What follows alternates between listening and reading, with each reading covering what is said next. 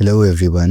आजको यस भिडियोमा हामीले रेडियो एक्टिभिटी च्याप्टरको अरु केही न्युमेरिकल्सहरू हेर्नेछौँ र यो भिडियो हेर्नुभन्दा पहिला तपाईहरुले यदि यसको पार्ट 1 हेर्नुभएको छैन भने प्लिज पहिला त्यो भिडियो हेर्नुहोस् अनि मात्र यो भिडियोलाई हेर्नुहोला। त्यसको लिंक तपाईले माथिको आई बटनमा अथवा डिस्क्रिप्सन बक्समा पाउन सक्नुहुन्छ। त्यो भिडियोमा मैले सबै युजफुल फर्मुलाजहरु हामीले रेडियो एक्टिभिटी को न्युमेरिकल सल्भ गर्ने बेलामा मोस्टली युज फर्मुलाजहरु कुन छन् त त्यो सबैको बारेमा भनेको छु। सो त्यो भिडियो हेरेपछि मात्र यो भिडियो हेर्नु होला। So let's start our video. So आजको फर्स्ट क्वेशन भनेको यो 2074 को क्वेशन छ। प्रिभियस भिडियोमा हामीले 2075 सम्मको ओल्ड इज गोल्डबाट त्यहाँसम्मको सबै क्वेशन कभर गरिसक्यौं। सो आज 2074 को क्वेशन हेर्नुभयो भने अब एकचोटी तपाईहरुले लाइक पज गरेर आफै ट्राई गर्नुहोस् हैन। सो यो क्वेशनले के भन्दैछ त the isotope to radium 226 undergoes alpha decay with half life of 1620 years भनेर भन्दैछ। What is the activity of 1 gram radium 226 Avogadro's number 6.023 into 10 to the power 23 per mole भनेर गिभन छ। सो यो हाम्रो क्वेशन भयो। अब क्वेशनले हामीलाई एक्टिभिटी सोधिरहेछ र 1 ग्राम मास चाहिँ हामीलाई गिभन छ हैन।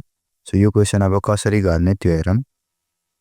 सो यो क्वेशनमा अब सिम्पली हामीलाई गिभन पार्ट के छ त एउटा हाफ लाइफ भनेको 1620 इयर्स भयो। त्यसपछि एभोगाड्रोस नम्बर Na भनेको 6.023 into 10 to the power 23 छ। अब एक्टिभिटी अफ 1 ग्राम रेडियम चाहिँ सोधिरहेछ।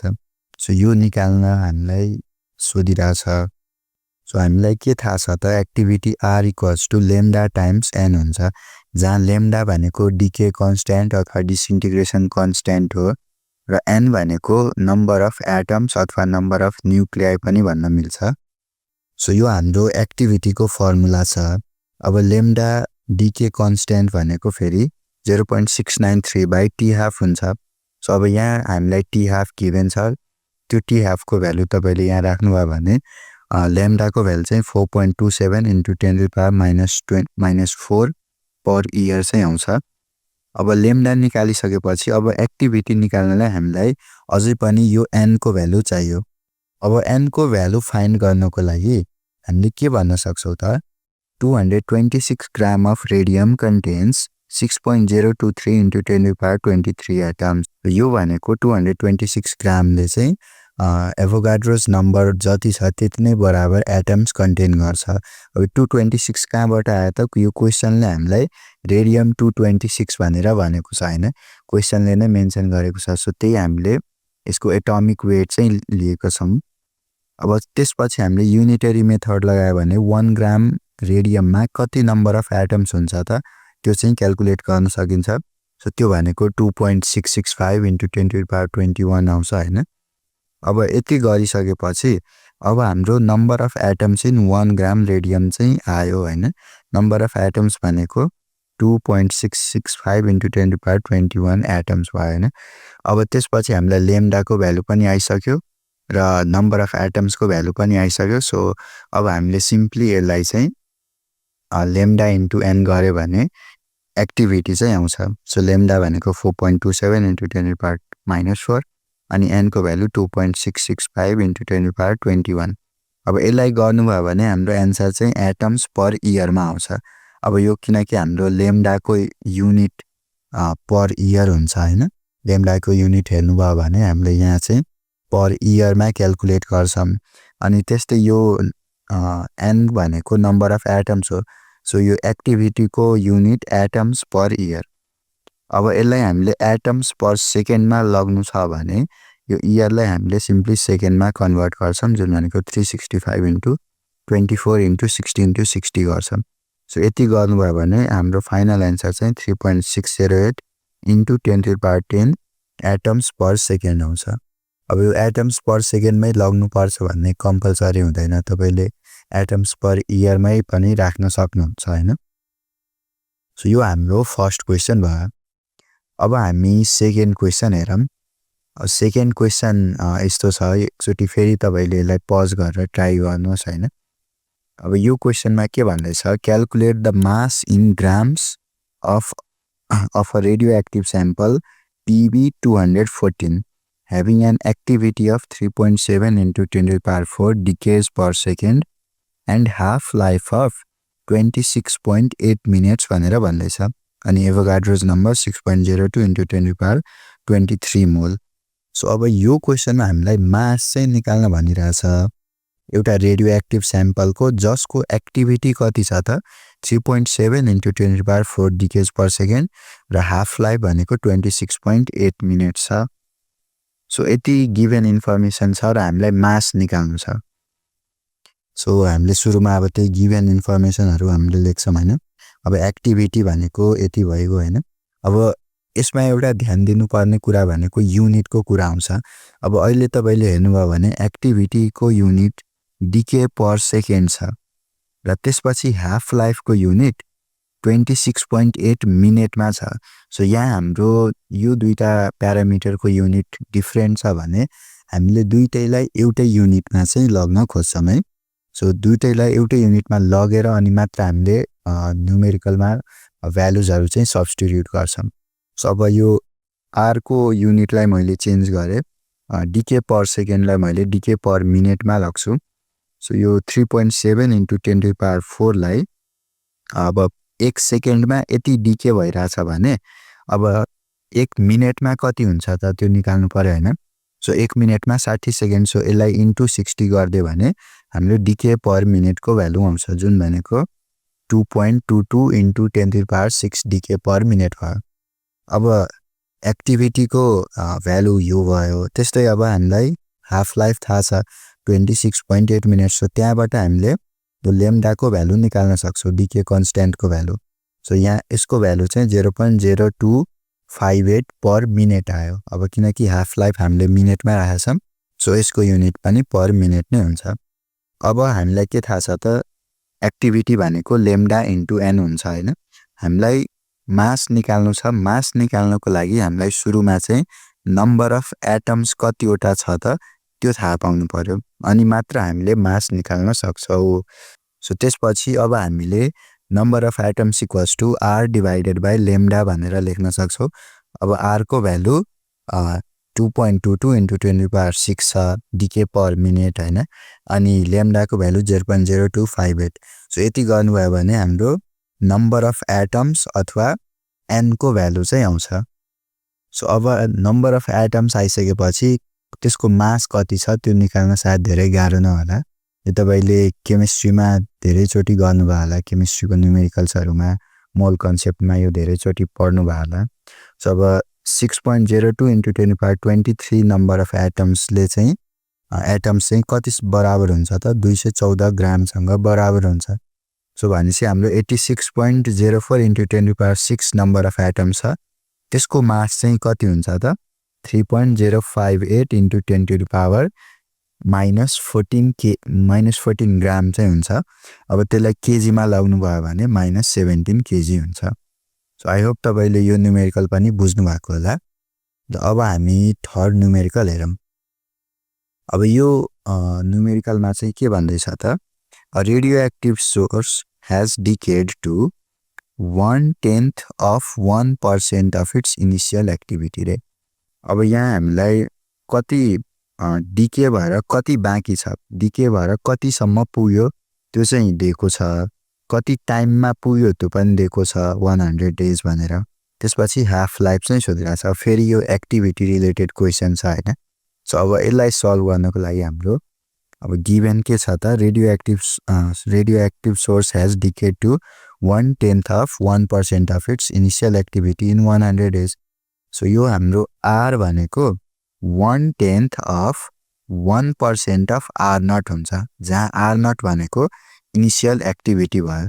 सो इनिशियल एक्टिभिटी को 1% को 1/10 यही हामीलाई क्वेशनले भनेको छ। कति दिनमा त्यति पुग्यो त 100 डेजमा पुग्यो। सो अब यो r इक्वल्स टु के लेख्न मिल्छ त 1/10 इन्टु 1% भनेको 1/100 लेख्न मिल्छ इन्टु r0 भयो, अफ भनेको r0 हुन्छ इन्टु r0 भयो हैन। So r equals to R0/1000 चाहिँ आयो। एउटा यो R र R0 को रिलेसन आयो। अब त्यसपछि हामीलाई के थाहा छ भन्दाखेरि R = lambda into n हुन्छ हैन। यो फर्मुला अघिदेखि नै हामीले युज गर्दैछौं। सो तपाईलाई अब याद भइसकेको होला भनेर अज्युम गरे मैले। सो R = lambda n हुन्छ। अब यो lambda n को ठाउँमा अब n लाई हामीले n0 e को पावर माइनस lambda t भनेर सब्स्टिट्युट गर्न सक्छौं। n = n0 e को पावर माइनस lambda t यो भनेको डीके लबाट चाहिँ यो रिलेसन आएको छ हैन। सो यो हामीले भ्यालु राख्न सक्छौं र यति भ्यालु राखेपछि हाम्रो एक्सप्रेसन के आउँछ त R = lambda0 e को पावर माइनस lambda t आउँछ। अब फेरि यो lambda n0 e को पावर माइनस lambda t। अब फेरि हामीले lambda n0 लाई R0 ले सब्स्टिट्युट गर्दियो भने यो R0 भनेको इनिशियल एक्टिभिटी लाई भन्छौं, जुन = lambda n0 हुन्छ हैन। सो सिम्पली मैले तपाईले यो भन्दा पहिलाको भिडियो हेर्नु भएको छ भने मैले डाइरेक्टली यही फर्मुला डिस्कस गरेको थिए। त्यसमा R = R0 e को पावर माइनस lambda t यो वाला फर्मुला मैले डिस्कस गरेको थिए प्रिभियस भिडियोमा। सो त्यो कसरी आको हो त्यो पनि यहाँ मैले डिस्क्राइब गर्दै हैन। सो अब यो फर्मुला युज गर्नुभयो भने अब R को भ्यालु त हामीलाई थाहा छ। R भनेको R0/1000 हो, हामीले अघि भर्खर निकालेको = R0 e को पावर माइनस lambda t हुन्छ। अब यो R0 क्यान्सल भयो। अब त्यसपछि यता 1/1000 बाँकी रह्यो अनि e को पावर माइनस lambda। अब फेरि t को ठाउँमा हामीले 100 राख्न सक्छौं हैन। सो अब 1/1000 = अब फेरि यो पावर माइनस e को पावर माइनस छ भने त्यसलाई रेसिप्रोकल गर्नुभयो भने पावर चाहिँ प्लस हुन्छ। सो यसलाई के लेख्न मिल्छ त 1/1000 = 1/e को पावर 100 into lambda भनेर लेख्न मिल्छ। अब फेरि यो क्रस मल्टिप्लिकेसन गर्नुभयो भने e को पावर 100 lambda = 1000 भयो। त्यसपछि लग लिनुभयो भने दुईटै साइडमा लग लिएपछि lambda को भ्यालु हामीले 0.069077 भनेर निकाल्न सक्छौं। अब यहाँ मैले युनिट राख्न बिर्सेछु। सो यसको युनिट भनेको पर मा आउँछ lambda को भ्यालु चाहिँ पर डेज मा। अब lambda आइसकेपछि हाफ लाइफ निकाल्न केही पनि गाह्रो हुँदैन। हाफ लाइफ भनेको 0.693 बाइ lambda हुन्छ। अब lambda को भ्यालु राख्नुभयो भने 10.03 डेज आउँछ, जुन भनेको रफली 10 डेज चाहिँ हो। सो यो चाहिँ हाफ लाइफ भयो। सो अब हामी अर्को क्वेशन हेरौं। अब यो क्वेशनमा half life of radium-226 is 1620 years. Estimate its mass when its activity is 0.5 curie भनेर दिएको छ। अब हाफ लाइफ हामीलाई गिभन छ हैन र हामीलाई मास निकाल्न भनिरहेछ र एक्टिभिटी पनि दिएको छ। फेरि अब यो एक्टिभिटी रिलेटेड क्वेशन छ हैन।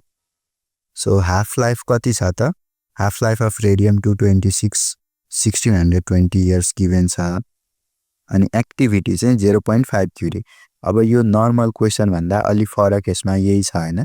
एक्टिभिटी को युनिट चाहिँ क्युरी मा दिएको छ।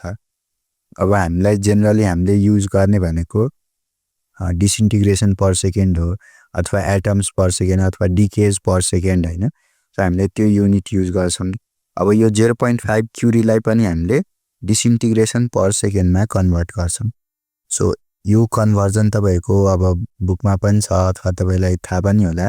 1 curie = 3.7 * 10⁻⁻10 disintegration 10⁻+10 disintegration per second हुन्छ।